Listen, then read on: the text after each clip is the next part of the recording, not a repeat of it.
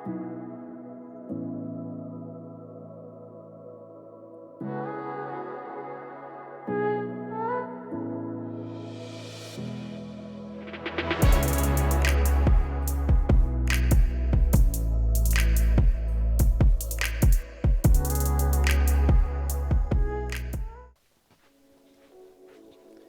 guys, welcome to AK88 on Cars, and a surprise episode as a rather momentous occasion is upon us. We've just crept over 1,000 YouTube subscribers. Who would have thought that it had only taken a mere 15 years to get over the line, but there we go. Some of you may remember I started this channel originally to document footage of driving my 400 brake horsepower FN2 Civic Type R supercharged around tracks and on drag strips. After about a 6 or 7, maybe 8 year hiatus, and after the untimely death of my father, who died at only age 64, I reinvigorated the channel to document restoring his beloved VX220 Turbo, which I've been having great fun restoring, as well as telling some other car stories. Now, surprise, I have a surprise unboxing video for you of showing you some of the parts I bought for the VX220 over the last sort of 12 to 18 months that I haven't installed on the car, some of which I'm going to put on quite soon, others which will probably be a little bit longer, sort of adult decisions taking priority. But before we do that, I thought it might be nice to take a quick look back at the last decade or so of memories created on this channel. Check it out.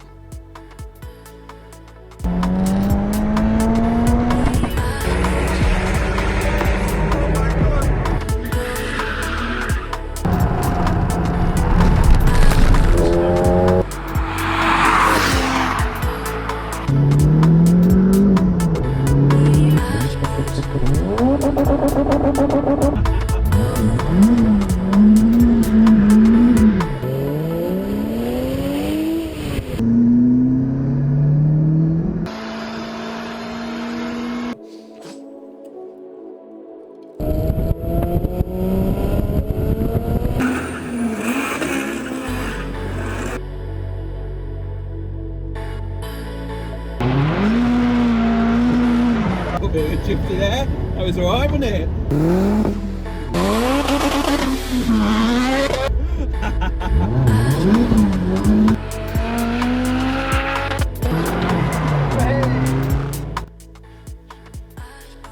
Now, I hope that was pretty cool, including the clips of me looking like a 12-year-old. And if you subscribe to this channel, I'll probably be doing it long enough, so I'll turn into a silver fox anytime soon. That's coming up in the next episode, perhaps. So, now that we've got there, I really want to show you some parts that I've got for the VX220. Now, I was originally going to build the engine as the next step, but as anyone that's watched my last project to build episode, which I think is episode number 3, which is all focused around aero, yeah, that was caused by me reversing into a concrete pillar. So the order of priorities somewhat changed. So I bought a load of engine components or parts for the engine that were sort of you're going to have to use anyway. These are sort of belts, pulleys, bolts, and sort of associated sort of cam and gear related stuff, which you're going to get a look at in a minute.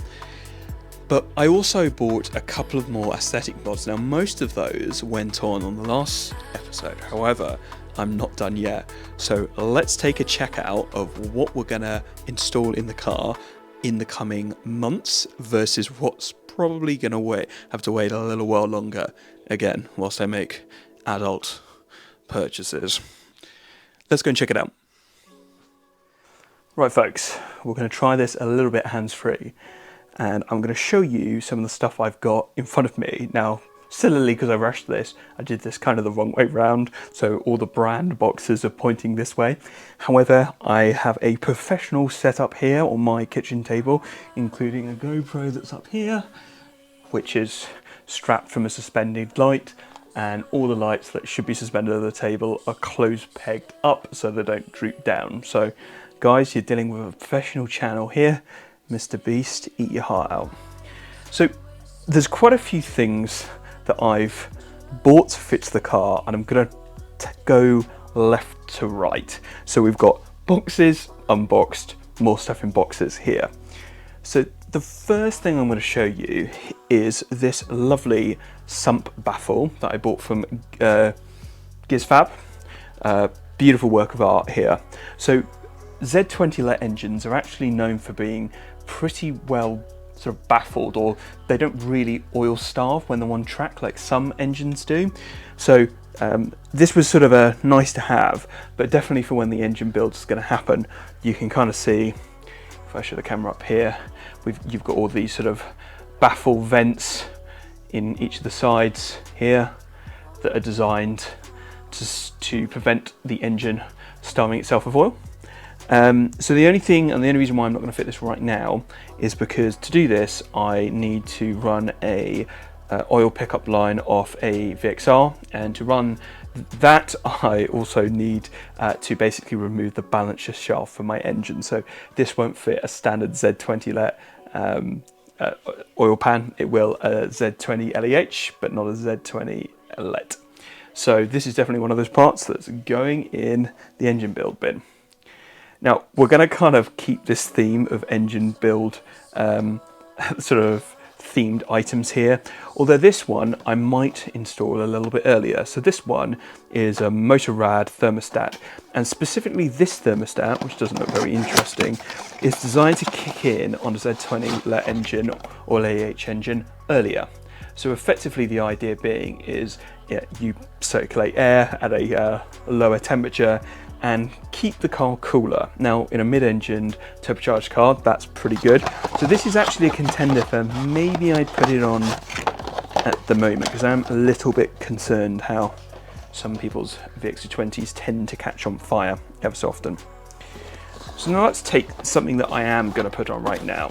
So this is a Mocal oil cooler, and this one's specifically designed with a kit for the VX220 Turbo, so the Z20 let turbo engine, and it's actually quite a big cooler here. Does it say on the front how many rows it's got? So it says 13 rows, 230 millimeters thick, so it's actually quite a chunky boy. So again, in the theme of VX220s catching fire, I sometimes feel like these engines get a bit hot. I think one of the things I'd like to fit this time around is a fan override switch, as generally in traffic, or especially for your abroad, the car will get pretty hot, sometimes just over 100 degrees before the fan kicks on. And when that fan's on, even if you're sitting in the car, you can really feel how much heat's coming off the engine. So keeping engines a little bit cooler is probably a good thing. I believe this one mounts effectively behind, so at one of the ears. I can't decide yet which one it is. I sort of actually want it to be on the passenger side, which is the side behind the air intake. You basically mount it in the wheel well there. There is a grill that is also somewhere around here that then effectively mounts to the inside of the wheel, and then makes it so that you get a nice flowing of air. I think this is going to be something that I'm going to install soon as part of the next service, which is coming up later this month, but we'll talk about that in a little bit more in a second. Okay, let's move to something that I'm not going to install around. So this is boundary racing pumps.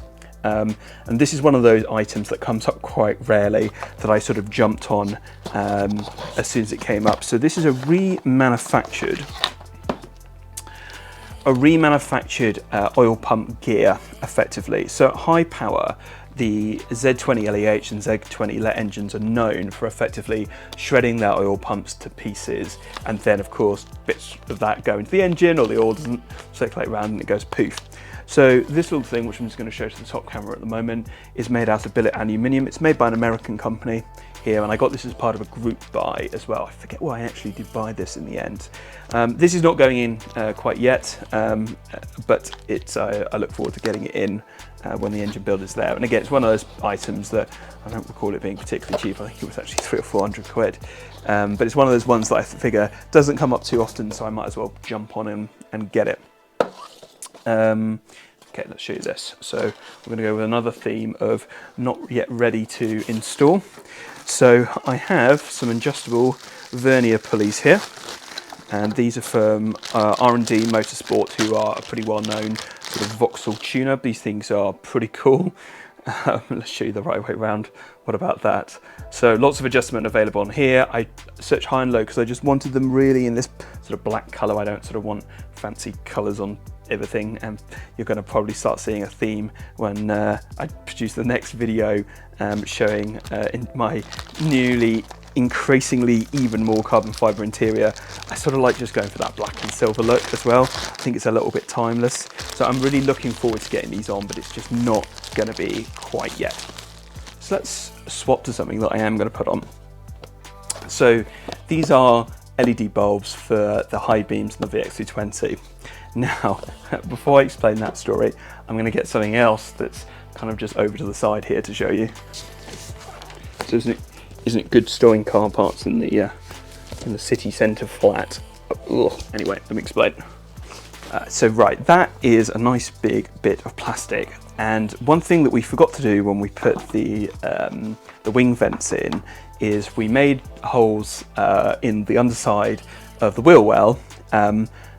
Not complete holes, there were slats, and the first time I ended up driving the car, I drove it home in the rain, and what we didn't do is build sort of like a sheathing inside to direct the air directly into the vents.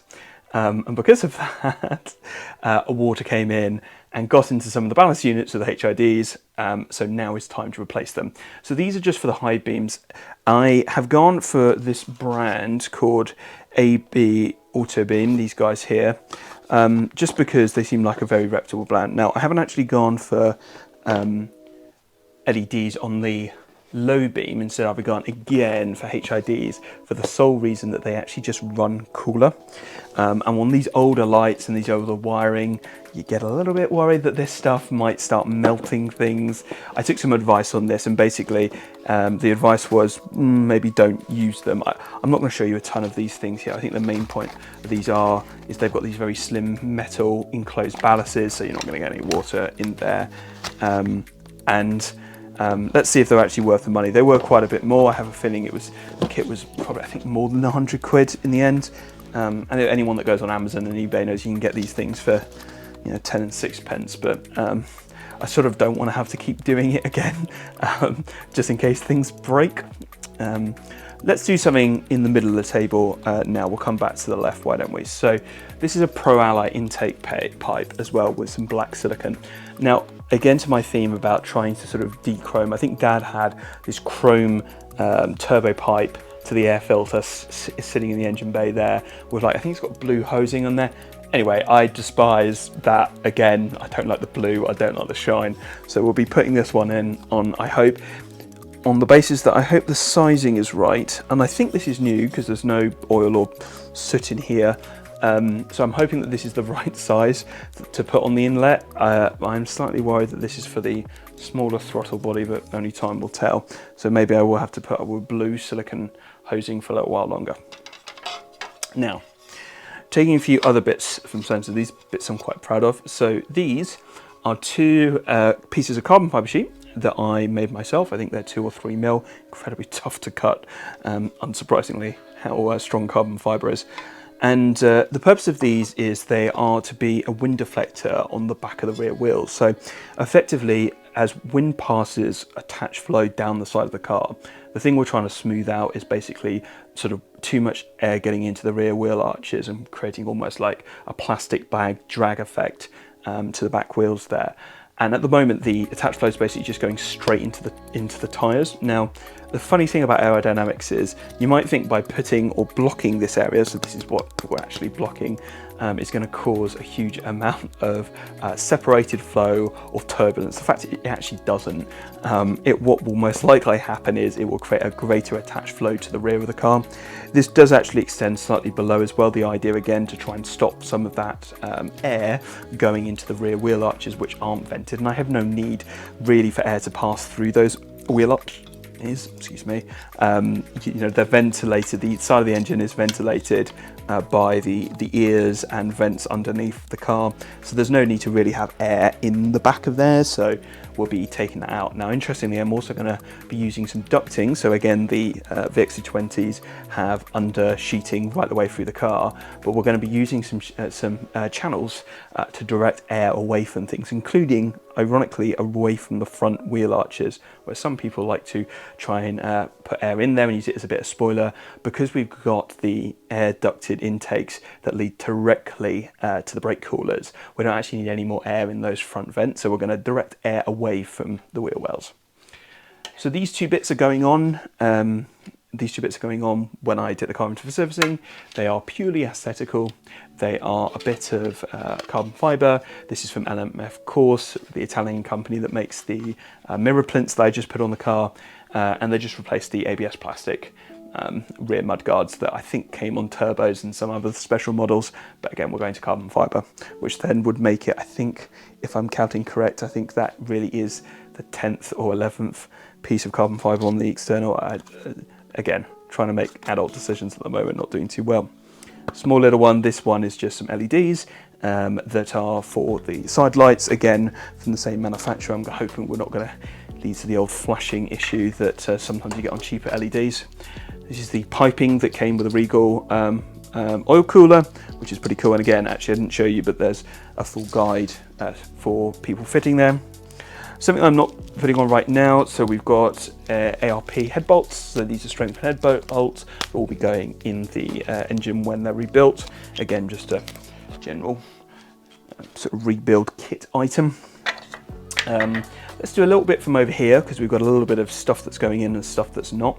So the stuff that is not going in is this beautiful aluminium billet griddle. So this again is a strengthening griddle that goes at the bottom, effectively. How would I describe it? It goes in the bottom of the engine and strengthens the bottom of the engine and the boltings to the camshaft. This also removes the balancer shaft as well. So this is part of engine rebuild when we remove the balancing shaft as well. This is actually a beautiful piece of kit. Really, really, really nice piece. Made by WRS. Not sure where they're from. Really, really nice. So that will be nice when it goes on. Shame I'm not fitting that right now. Now this bit I am hoping to get on. So again, some of you will have seen this if you're keeping up with my shorts on YouTube. I'm putting that to try and keep the attention on the channel pretty good. So this is an L-Tech carbon fibre centre console. So this will effectively sit between the, how would you say that? The gear stick tunnel on the bottom of the dash.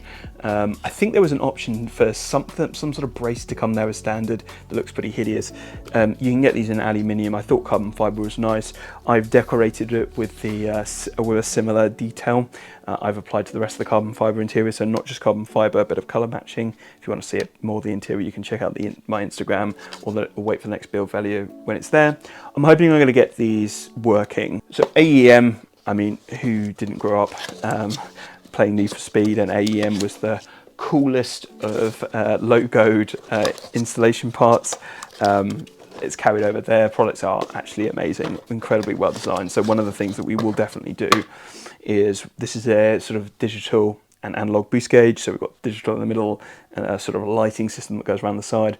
I will be replacing the boost gauge that Dad put in his car to this one. This is particularly much nicer, which I'm looking forward to it. Again, kind of going with that detail to just black and a bit of colour. I think that looks really smart and makes it pretty timeless. Okay, so we've done those. Let's have a look at something else that took me ages to get on. The most uninteresting thing to the uninitiated. Blue belts in Vauxhalls means Gates belts. Some of the best timing belts you can get. Super strong for racing, as well as lightened and faster spinning idler wheels. This took me ages to get hold of. These Gates ones, they're proper the Gates performance ones. Gates make normal ones for everyday cars, which again are pretty cool. This one is a performance one. Trying to get hold of the performance ones is so tough. Really, really nice. I have to wait for ages. I think the place I bought it from had stock, and I think they only had 10 and they only come up.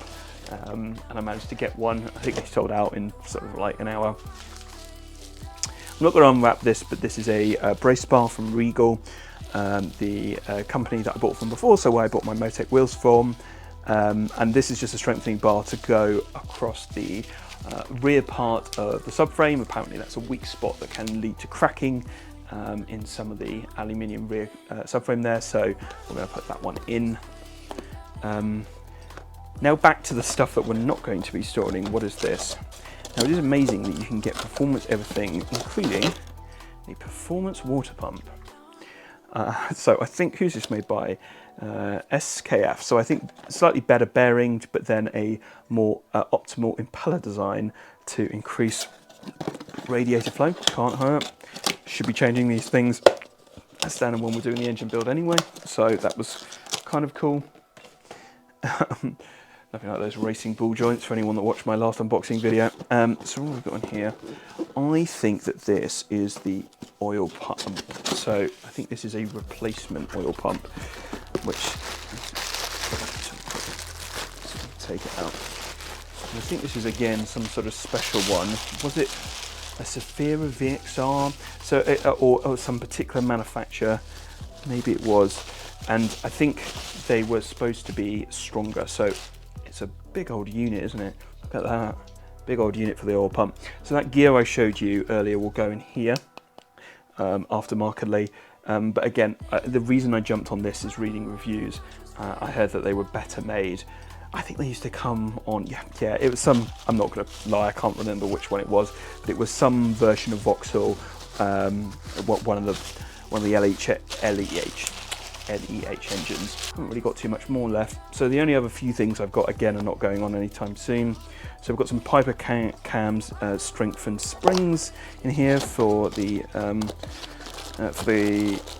valve train and camshafts. Actually, do you know what? I'm not going to pull them out because they were a bit of a nightmare to put in. So they're just stronger valves. So there is a LEH, sorry, Z20 engines more generally have a problem with valve float more generally, especially the Z20 LETs as well. So the only last thing I've got in here is a trigger wheel. So this is a billet aluminium trigger wheel. So this sits on the bottom part, the rotating part of the crankshaft, and these dimples is what the crankcase sensor reads. So when you have cars where they're running sort of 500 brake horsepower or so, and not saying that's how much I'm going to go for, those trigger wheels, the standard ones, can break, flow off, and cause big destruction. So again, that was another one of those sort of built by a small little provider. So I thought that was cool. On the subject of built by a small little provider, these are the last little bits that I've got in here. So I think this is an externally mounted billet aluminium. I want to say, I think it's a temperature sensor. Which shows how much I'm paying attention. I bought it from so long ago. As well as, what else we got in here? A billet aluminium fuel rail, if you can see that. So again, these were bought from a fella in Switzerland. He was a university student. He makes parts of the Z20 LET and LEH engine in spare time. He's actually making a billet block at the moment. I'm not sure if we have time for that, but let's see. Cool. So guys, I hope that you like this surprise and completely unplanned 1,000 subscriber celebration episode. An unboxing. This was the last time I did an unboxing. Perhaps more exciting, perhaps not. I don't know if I've got any better at doing them. Please tell me if you find unboxing videos interesting. Maybe I'll do more than them. But anyway, just a quick final thank you. Thank you for subscribing. I really, really appreciate it. I'm not expecting this channel to blow up or do amazing things. The main reason I'm doing it is to document my father's legacy as I restore his car. And I'm hoping after we get the engine work doing, I can get the car on some of the larger British YouTube channels and do some racing. Of course, I don't want to just be stood still, and really cement his history there. Also, it's kind of fun to document, right? Because let's be honest, we probably don't have as much time as we think. So it's good to make memories whilst we're doing so. So again, thank you for subscribing. If you've enjoyed this video and this is the first time you've seen one of my videos, please do think about subscribing, dropping me a like or dropping me a comment. I try to reply to all the comments. Even the constructive criticisms ones, please leave them as well. Again, I'm doing this for fun, but I always like to try and make the videos better. However, guys, in the meantime, thank you for your time. Take care and see you soon. Ciao. So this is what peak videography is. It's making a professional studio, pinning your dangle lamps with food pegs. Oh yeah.